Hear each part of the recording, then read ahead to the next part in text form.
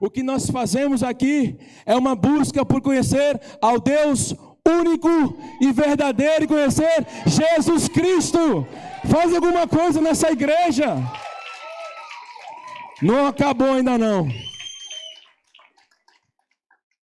Quando eu era criança, quem é da região de São Paulo, algumas pessoas vão saber. Quem aqui já ouviu falar do Play Center?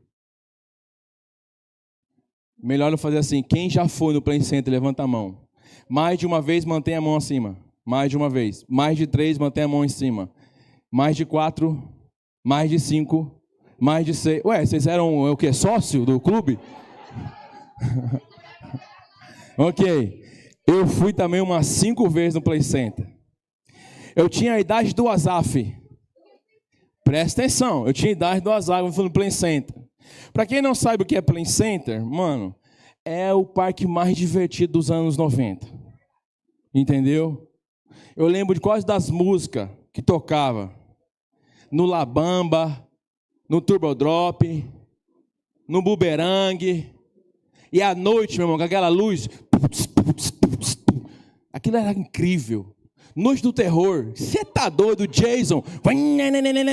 Aquilo era sensacional, era apaixonante. Só que eu era um menino de condições baixas. E quem me levava era o meu irmão mais velho. E quando o meu irmão mais velho me levava, sem brincadeira, diante de Deus, ele tinha dinheiro do ingresso. E uma vez, vou lhe falar de uma vez, eu não lembro de em todas, mas eu lembro de uma vez, que foi eu e ele só, e ele não tinha dinheiro. Meu irmão sempre se esforçou, porque meu irmão teve filho cedo, com 18 anos, ele teve 2, 3, 4, 8, tem 6 filhos com a mesma mulher. Eu não sei o que aconteceu nele, foi picado por judeus, uma coisa assim. Então, ele trabalhou muito para sustentar as crianças, e aí, como ele era mais velho que eu, 5 anos ou 6 anos, não, mais, ele tinha uns 7 anos mais velho que eu tinha a idade do Azaf, 10 anos. Eu me lembro isso aí, 9 para 10 anos, ele me levou no Play Center. E eu me lembro que, não sei se era da Estação da Fé, a Estação da Sé, Fé, ó. Crente, fé. Da Sé saía um ônibus do Play Center. Era alguma ali das estações ali, saía um ônibus da Barra Funda, é isso mesmo, meu irmão. Barra Raça, Barra Funda. E aí ele pagou, eu lembro que ele pagou e a gente foi pro Play Center e aí a gente chegou, deu tico, eles carimbavam a mão, né? Carimbou a mão, a gente entrou. Aí ele falou assim para mim, vem aqui, que vai te contar que sou eu, você. Ele falou assim, brother, é o seguinte, mano, vai curtir muito hoje. Vai ser top. E eu fiquei assim, vai mesmo. Daí eu chamava de Pita, né? Que o nome dele era Pita, eu Pita. E aí ele falou assim, só que tem um seguinte, velho. Aí eu falei assim, o que foi? O que foi? Cara, eu só tenho dinheiro para 2 churros.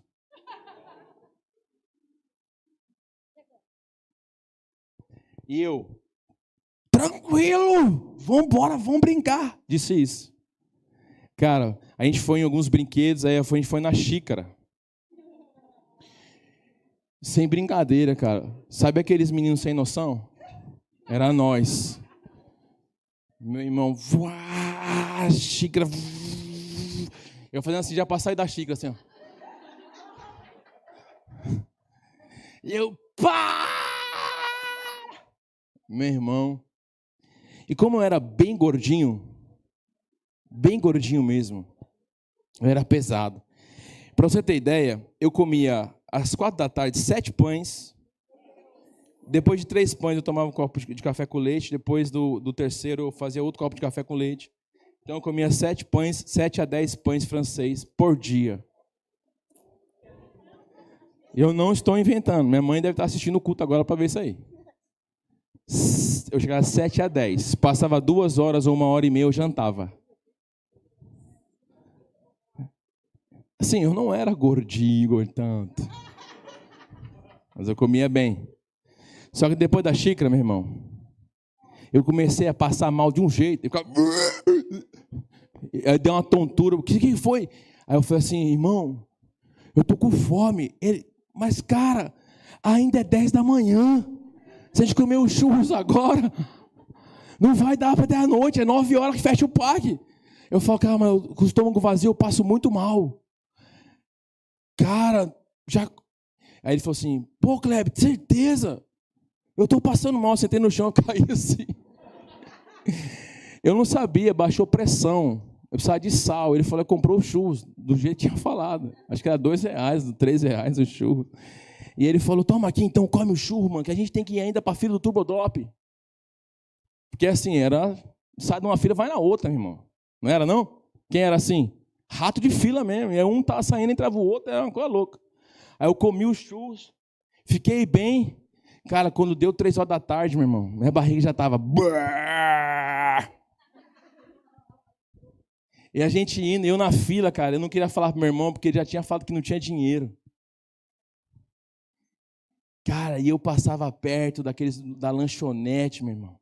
Eu vi os playboy, mano, metendo a cara em hambúrguer, lanche. E eu comecei a olhar assim, os caras comendo.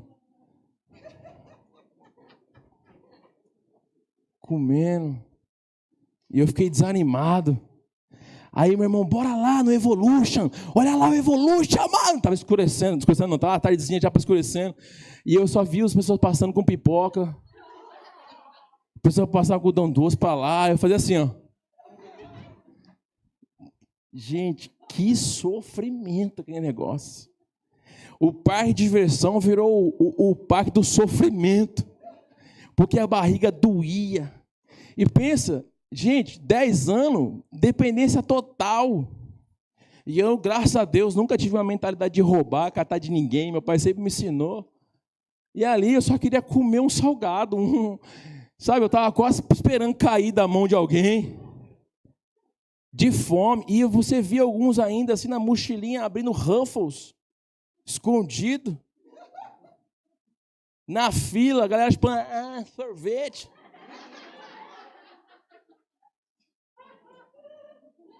Cara, alguém passou assim uma situação similar? Você tá doido, meu irmão. Eu conto essas coisas porque são coisas que Deus fala muito no meu coração. Obrigado, viu, Kleber? Senta aí, agora você tem tudo para comer. Aí estou eu na Disney. Semana passada. Eu entrei no parque, trabalhando, resolvendo umas coisas. Aí, a minha filha parecia que estava, sei lá, no céu já. E pulava, e girava. Eu falei, Jesus, é tanta alegria assim. Aí eu sentei enquanto foram para a fila, que eu estava resolvendo os problemas da empresa, trabalhando ali um pouco. Aí eu vi um carrinho de pipoca. Eu olhei o carrinho de pipoca. Seu safado. Aí eu virei assim, eu vi o carrinho de sorvete. Aí eu fui andando, cara. Havia um restaurante de pizza, um restaurante de hambúrguer. Cara, eu comecei a andar na minha infância, assim, ó. Comecei a andar na minha infância. E eu falei, uau. Play Center? Play Center é terrão da favela, perto da Disney. Aí eu falei, Fê, me dá dinheiro. Eu só quero dinheiro. E eu não percebi.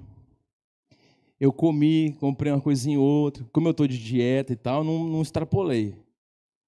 Mas aí eu estava andando com ele e falei assim, ó, quero falar uma coisa para vocês, família. Tem 2 coisas que eu gosto em parque de diversão. E aí eles andando, vamos para a fila, que nem sabia o que eu estava falando. Aí eu falei assim, eu gosto de comer as coisas de barraca do parque. Eles não deram bola. Você acredita que eu fiquei chateado com a minha esposa, que ela não deu bola nisso? Porque eu estava com a fome virada e ela queria ir para a fila do negócio. Fiquei bicudo por alguns minutos. E ali, naquele momento, eu comecei a meditar. Eu estava acreditando que a verdadeira felicidade era eu poder comer o que eu queria. Mas a verdadeira felicidade era poder ter a oportunidade de comer meus filhos e com a minha esposa. Porque quando você acredita em algo que é para você, você pode, de alguma forma, ignorar aquilo que Deus mais importa. Porque quando Eva desejou, ela acreditou que poderia, ela se corrompeu contra Deus. Então, quantos de nós acreditamos na nossa barriga? Quantos de nós acreditamos nos nossos desejos? Quer ver só? Você acreditou que precisava desse carro, depois você comprou e falou assim, rapaz, gasta demais esse carro. Não deveria ter comprado. Alguém fez isso? Levanta a mão. Vai acreditando. Hoje eu vou chutar. Ninguém vai falar mais, eu acredito. Uma vez assim, eu tenho fé. Você acreditou.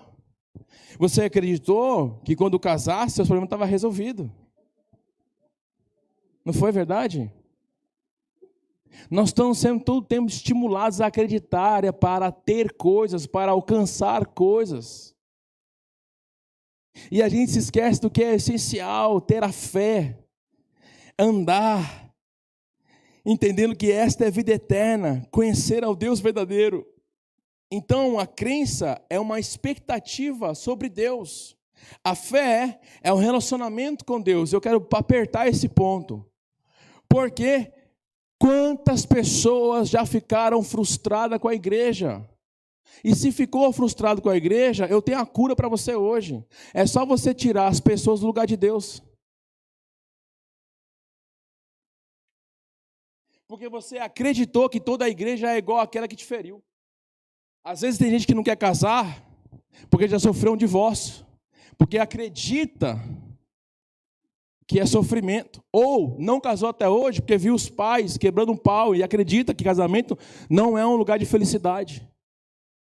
Quantas coisas nós estamos acreditando e nos tirando, quando a gente acredita, nos tirando do propósito que Deus quer para nós. E Deus não pediu para ser acreditado, Deus não colocou isso. Quando nós falamos crer somente verá a glória de Deus, não é o crer da crença, mas é a fé, confiança em que você o conhece. Como você vai confiar em alguém se você não conhecê-lo? E como você vai conhecer se você não lê, não se expor ao conhecimento e à oração, conhecer a verdade? A verdade que liberta não é a verdade de conhecer alguma verdade. Por exemplo, eu estou acima do peso, essa é uma verdade. Liberta? Não. A verdade é a pessoa de Jesus, então eu preciso conhecer Jesus.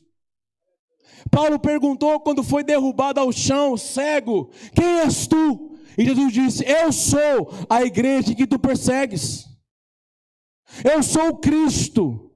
Então a partir de que ele conhece quem ele é, ele busca intensificar seu relacionamento, e aí ele entende que todas as coisas já não são mais lucros, todas as coisas ficaram em segundo plano, porque ele conheceu a vida eterna. Então quando eu conheço a vida eterna, eu não ando mais por acreditar, eu ando em relacionamento, confiando. Se Deus diz para fazer, eu farei. Se Deus diz para eu parar, eu paro. Se Deus diz falou para eu casar, eu caso. Se Deus diz para eu ser solteiro, eu sou solteiro. Deus tem que direcionar a nossa vida, porque Deus, a Bíblia fala que ele andou, Deus andou com Abraão, Enoque que andou com Deus. Então a vida do crente não é ter crença, a vida do verdadeiro crente é ter relacionamento com Jesus Cristo. Você quer, diga amém? É isso que nós precisamos. 3 prejuízos da crença. Primeiro, expectativa frustrada. Quando você anda frustrado, é porque a sua expectativa então é a sua crença. Deus não vem para suprir o teu desejo. Deus não tem obrigação nenhuma de lhe dar nada. Rapaz, eu estou meio que advogando Deus agora, né? Mas é verdade. Porque se eu falar que Deus tem que fazer, Ele não permitiria o acidente da minha filha que ela quase morreu na porta da igreja. Deus não tem obrigação. Lucas 24, 21. Nós esperávamos que fosse Ele que iria trazer a redenção a Israel. De quem é essa fala? 2 desistiram de Jerusalém, voltando no caminho de Emaús, acreditando que Jesus não ressuscitou. E Jesus aparece do lado dele, começa a andar com eles e fala, ei, vocês ainda são tardios a entender. Não falou tardios em crer. Porque nosso Deus é de um relacionamento de conhecimento, não é de sentimento. O que você sente não vai fazer diferença na sua fé. Porque tudo que você sente é crença, não é fé. Fé é o firme fundamento. Hebreus capítulo 11, verso 1. Firme fundamento. O que é isso? Ele é 100% verdadeiro. Ele promete, se Ele chama, Ele sustenta. Ele não deixou que os seus discípulos fossem frustrados na expectativa do céu, mas permitiu sim Pedro não ter dinheiro para pagar o imposto. Permitiu sim Judas trair toda a equipe e Pedro abandonar todo mundo e ainda voltar a pescar. Permitiu sim Pedro descer do barco e andar sobre as águas. Nós temos que entender que até as coisas, abre aspas, ruins que acontecem conosco, fecha aspas, Deus sabe direcionar para o propósito dele. Porque Deus não disse para Abraão se deitar com a serva. Ele se deitou e gerou um filho. E quando Deus foi falar com ele, Deus falou assim, eu darei um filho. Ele falou, já tem. Esse não, isso é coisa sua. A Bíblia diz que Abraão creu e ele é o pai da? Ok. Quando ele entrega Isaac, ele crê que ia aparecer um cordeiro? Ele cria que por Deus ter prometido que é da geração dele que viria o Salvador, a descendência de Davi, que viria atrás dele como um pai de multidão. Lá em Hebreus está escrito, acha o texto para mim que eu não tenho endereço. Ele acreditou, ele teve fé, que ainda que ele matasse o filho, Deus o ia ressuscitar. Ele não ficou crendo, tendo fé, de que ia aparecer uma ovelha, um cordeiro para o sacrifício, não. Ele acreditava verdadeiramente que o próprio Isaac era o sacrifício. Ele ia matar e Deus ia ressuscitar. Acha o texto? Achou? Pela fé, Abraão, quando chamado, obedeceu, dirigiu-se ao lugar que mais tarde receberia como herança, embora não soubesse para onde estava indo. Pela fé, peregrinou na terra prometida como se estivesse em terra estranha. Viveu em tendas, bem como Isaac e Jacó, cordeiros da mesma promessa. Pois ele esperava a cidade que tem alicerces, cujo arquiteto e construtor é Deus, a eternidade. Pela fé, a própria Sara também pôde ter um filho, apesar de ser estéril, avançada em idade, porque considerou fiel aquele que havia feito a promessa. Assim, daquele homem, já sem vitalidade, originaram-se descendentes numerosos como as estrelas do céu, incontáveis como a areia da praia do mar. Todos esses morreram sem ter recebido lá, viram-nas de longe e de longe as saudaram, reconhecendo que eram estrangeiros e peregrinos na terra. E que assim falam, mostram o que estão buscando uma pátria. Se estivesse pensando naquela de onde saíram, tinham oportunidade de voltar. Em vez disso, esperava uma pátria melhor. Ele está falando de quê aqui, gente? Fala eternidade. Isto é, a pátria celestial. Por essa razão, Deus não se envergonha de ser chamado Deus deles, pois lhes preparou uma cidade. Pela fé, Abraão, quando Deus o pôs à prova, ofereceu como sacrifício. Aquele que havia recebido as promessas estava a ponto de sacrificar o seu único filho. Embora Deus lhe tivesse dito, por meio de Isaac, a sua descendência há de ser. Pode passar. Abraão levou em conta que Deus pode ressuscitar os mortos e figuradamente recebeu Isaac de volta dentre os mortos. Quem é que consegue acreditar que Deus vai ressuscitar o próprio filho que ele matou? Se Abraão não tivesse fé nas promessas que Deus fez, se Abraão não confiasse naquele que chamou ele, se Abraão não tivesse fé que Deus ressuscitaria devido à própria palavra dele, ele não tinha sacrificado o filho.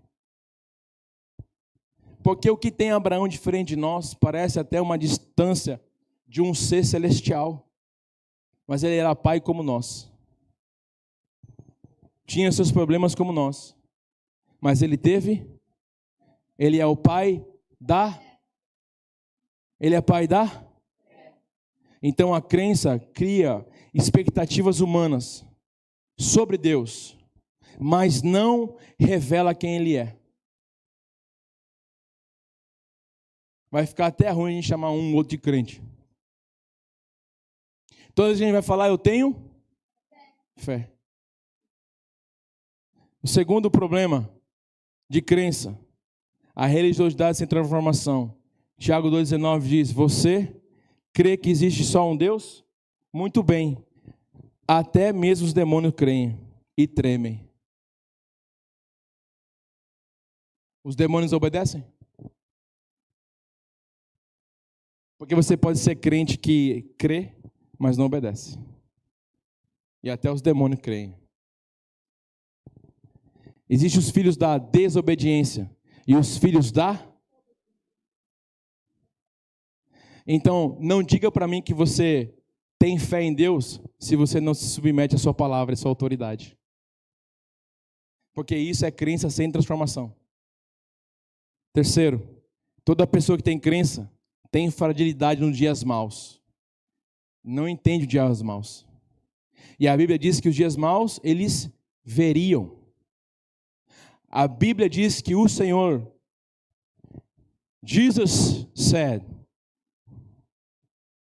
no mundo tereis alegria, felicidade, tudo o que você deseja. E a gente quer viver distante dessa palavra, né? Essa é daquelas bolinhas quando a gente faz sorte de Bíblia, sabe? Quando as pessoas pegam assim, abrem o zíper e escolhem, ela pega, quando ela lê isso, no mundo, ela fala, não é para mim não. Ela muda para outro. Esse é os textos que o crente não quer pegar. Quer ver outro crente também, outro texto que quando o crente pega, o crente mesmo, tá? O crente de várias religiões, o crente, ele pega o texto, é aquele que diz assim, aquele que vem após mim, nega a si mesmo, toma essa cruz e siga. Opa, hoje não é isso para mim também não, muda. Aí ele pega outro. Porque a gente quer viver uma crença. E a crença nada mais é do que você ter uma expectativa de que Deus faça algo para você, sendo que Ele não prometeu. Nós temos mais de 375 promessas na palavra de Deus. Nenhuma vai anular que você teria dias maus.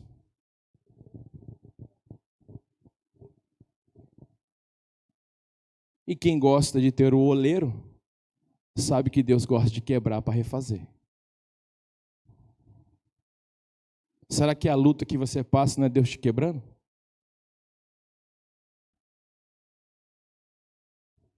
Um menino de 15 anos, no meio da família, que chegou no meio da guerra, não tinha validação, ele era Uber só. Lembra do Uber?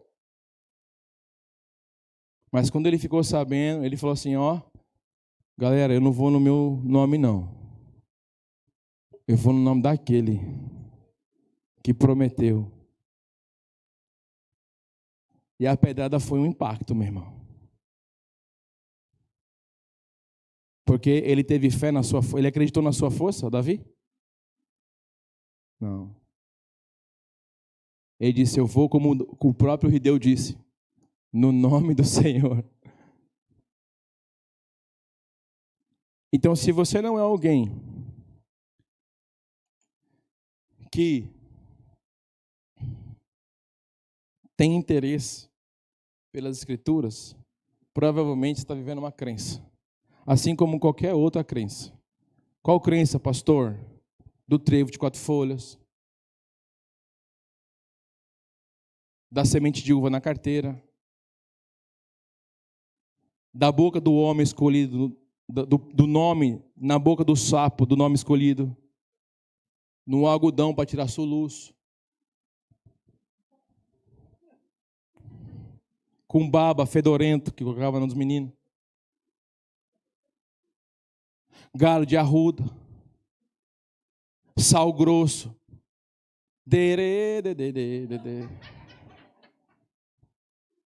Outro. Talvez sentado aqui na igreja dos crentes, com a Bíblia na mão. Não vendo a hora de acabar o culto para ir comer com fome. Expectativa está relacionado à crença. O que nós precisamos? Andar no firme fundamento. Deus disse, haja luz. Deus disse, haja separação, terra e mar. entre a escuridão e a luz.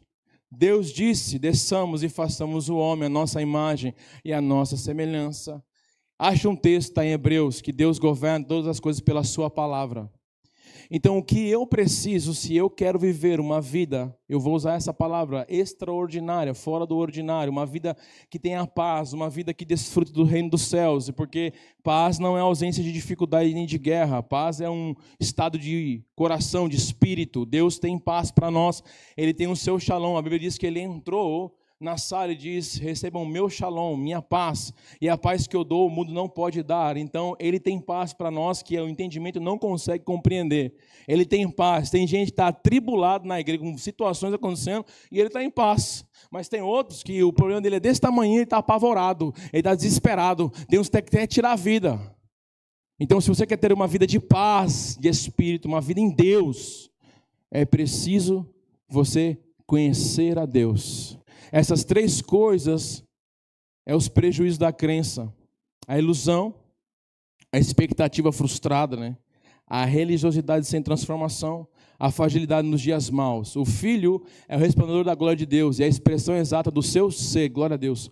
E sustenta todas as coisas por sua palavra. Então, o que o crente, como crente, vou usar essa palavra crente, somos nós, tá ok? Não os que têm que acreditar em Deus ou dar crédito a Ele, mas os que têm fé em Deus, precisa entender que o fundamento e aquilo que nós precisamos viver está escrito na sua palavra. E nós temos uns que duvidam da palavra de Deus e só vive o que é conveniente. Quando mexe na parte financeira, então, pula.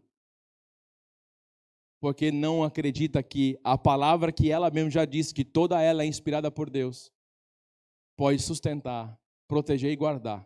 E Jesus foi além ainda. Sabe o que ele disse? Nem só do seu dinheiro viverá o homem, mas de toda. Porque o que sustenta alguém que tenha fé é a palavra, não é o seu trabalho,